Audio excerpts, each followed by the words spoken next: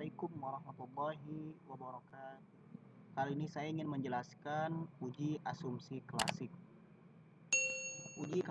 Asumsi klasik adalah syarat-syarat yang harus dipenuhi pada mode regresi linear OLS agar model tersebut menjadi valid sebagai alat penduga. Penelitian yang menggunakan regresi linear berganda sebagai alat analisis wajib untuk melakukan uji asumsi klasik. Hal ini dikarenakan regresi linear berganda merupakan jenis regresi linear OLS.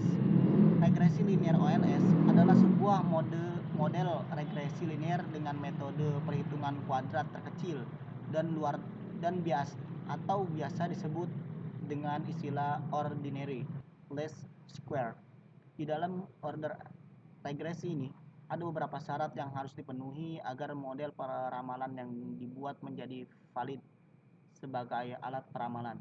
Syarat-syarat tersebut apabila dipenuhi semuanya, maka model regresi linear tersebut dikatakan best linear unbiased estimation (BLEU), disingkat BLEU. Tahapan pengujian agar model regresi linear OLS menjadi valid sebagai alat peramalan adalah sebagai berikut. Pertama, uji normalitas. Kedua, uji heteroskedastisitas.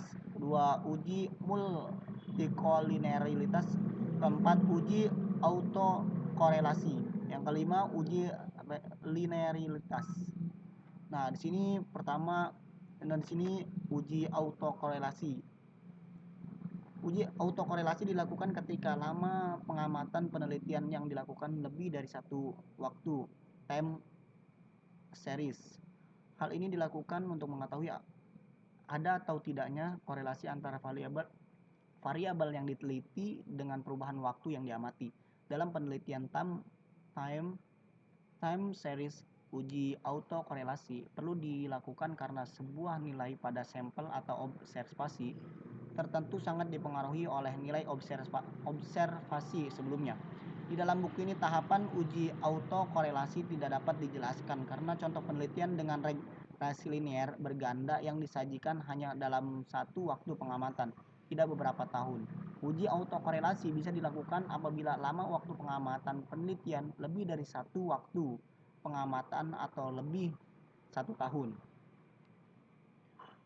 Uji linearitas digunakan untuk mengetahui apakah model penelitian mempunyai hubungan yang linear atau tidak. Dalam contoh penelitian yang disajikan dalam buku uji linearitas tidak perlu dilakukan karena model penelitian yang sudah dibangun didasari dari rumus teoritis antara variabel independen dengan independen yang bersifat robust dan logis yang menggambarkan adanya hubungan antara variabel independen dengan variabel dependen secara teoritis. Nah, berikut bahasan uji asumsi klasik dengan SPSS. Pertama, uji normalitas. Uji normalitas adalah uji statistik yang dilakukan untuk mengetahui bagaimana sebaran sebuah data. Uji ini dilakukan untuk melihat distribusi data dalam model penelitian. Uji normalitas bisa dilakukan dengan beberapa cara, diantaranya dengan cara uji grafik dan uji kolmografik. Kolmogorov. Berikut ini cara uji normalitas dengan menggunakan program SPSS. Nah, seperti ini. Langkah pertama yang harus dilakukan adalah masuk ke aplikasi.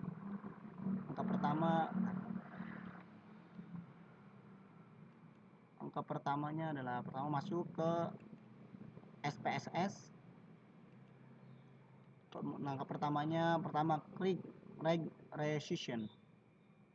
Pertama itu analis.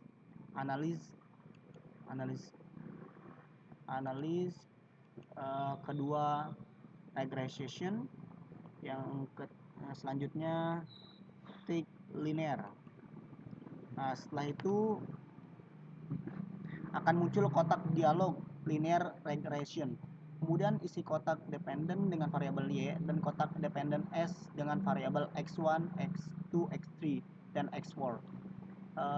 klik tombol plot, kemudian tabel independen dengan variabel y. Nah, setelah itu kotak independen S,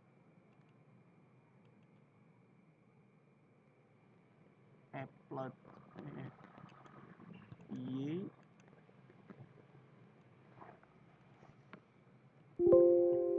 gimana sih y nya terpotong nih, y nya gimana? 5 menit loh, ini y nya gimana? Y nya ini kan y anak, oh ini ya, oh y, kemudian plot, oh bentar, kemudian y, kemudian independennya dengan kode plot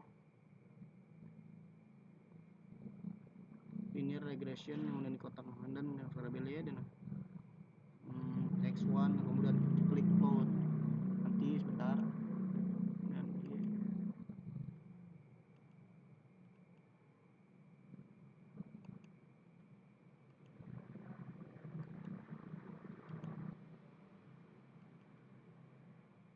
nah setelah itu klik plot.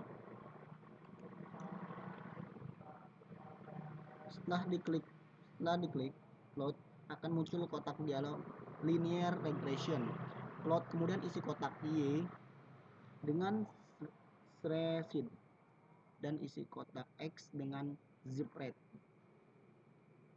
Isi kotak Y dengan spreadsheet dan X dengan zip rate. Sudah. Kemudian pada menu standar result residual plot centang X. Sudah. Kemudian normal probability plot. Nah, atau kemudian klik continue dan klik OK. Continue, setelah itu continue, kemudian OK. Kemudian OK.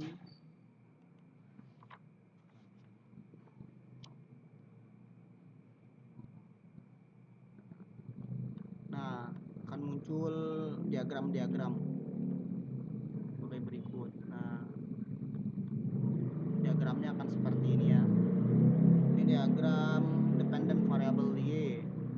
Kemudian ada grafik plot dependent variable y. Nah, grafik histogram dependent variable y. Berdasarkan gambar grafik histogram di atas dapat ditarik kesimpulan bahwa data distribusi normal.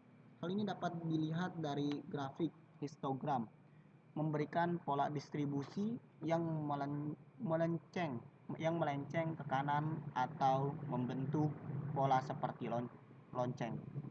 Nah, selanjutnya ada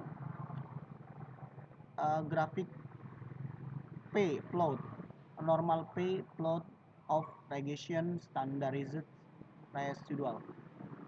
Nah, gambar seperti ini. Berdasarkan gambar grafik plot di atas dapat ditarik kesimpulan bahwa data distribusi normal. Hal ini dapat dilihat dari titik-titik yang ada pada grafik P plot mengikuti dan mendekati garis diagonal.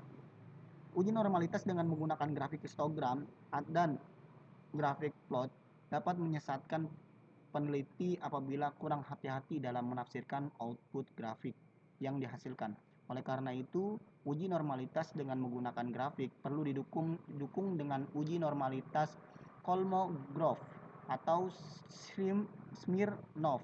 Untuk lebih meyakinkan lagi kebenaran uji grafik histogram dan grafik plot. Nah, yang kedua ini ada uji Kolmogorov. Uji Kolmogorov. Nah, selanjutnya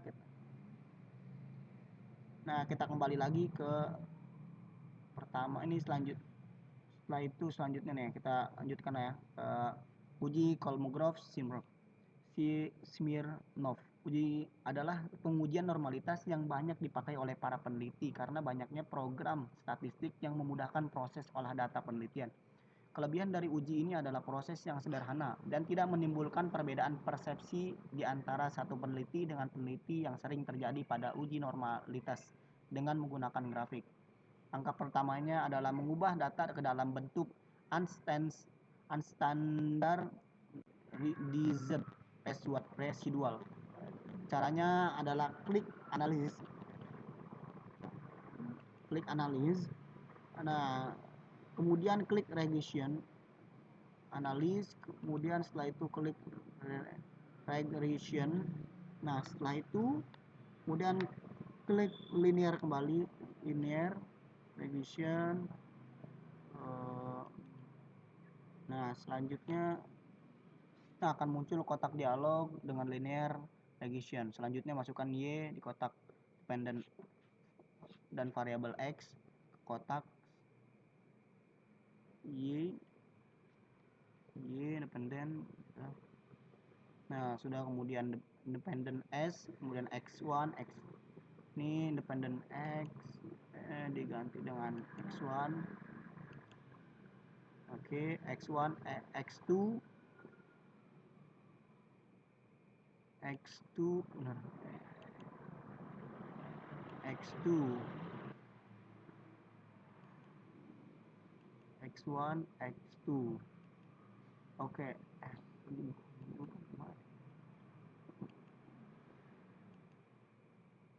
Nggak bisa diubah ya? Nggak bisa diubah ya? Ini X1, X2, X3. Nggak bisa diubah loh, X. Jadi X1. Ini nggak bisa diubah nih. Apa sih? Ini kan X. X1, X2. Mau udah. Mana? Ini. Itu 1, 2, 3, nggak ada 4-nya. Ini 4. 2-nya? Oh, masuk semua dong? Iya. Oh. Dan 4-nya nggak dimasukin. Di perintahnya cuma agak nggak begitu kan. Nah, setelah itu kemudian klik tombol save. Oke. Nah, akan muncul lagi kotak dialog dengan nama linear regression. Save centang X. Kemudian abaikan kolom yang lain. Selanjutnya klik continue, oke. Kemudian oke.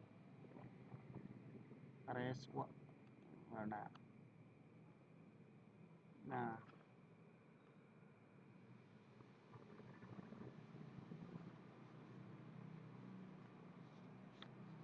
oke. Nah, abaikan. Langkah selanjutnya adalah klik analysis, kemudian klik non parameter. Selanjutnya adalah klik analysis, kemudian non promise test, kemudian legasi dialog.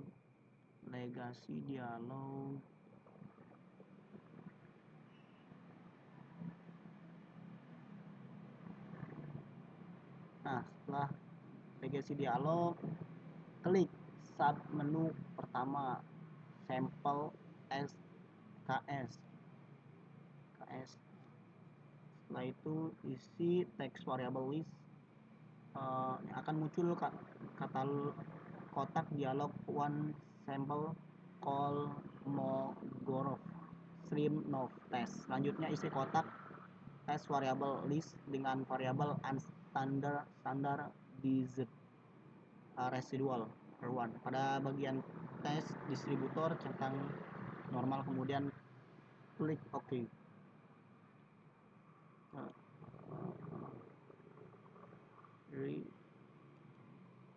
Oke. Kemudian klik OK.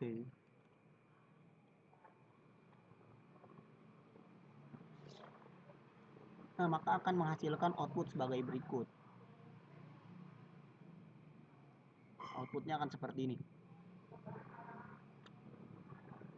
Nah, berdasarkan tabel di atas, interpretasi adalah jika nilai ASIP sig to tilde di atas 0,05, maka distribusi diinterpretasikan sebagai tidak normal. Data didistribusi tidak normal. Dengan demikian dapat disimpulkan data yang dibahas dalam buku ini memiliki distribusi data yang tidak normal. Untuk mengatasi masalah ini dapat ada treatment yang bisa dilakukan, yaitu dengan melakukan transformasi data. Salah satunya dalam bentuk logaritma natural untuk masing-masing variabel independen dan variabel dependen.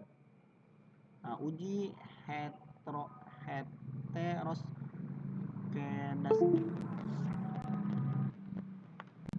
Kali yang sini aja. Sudah edit aja belum?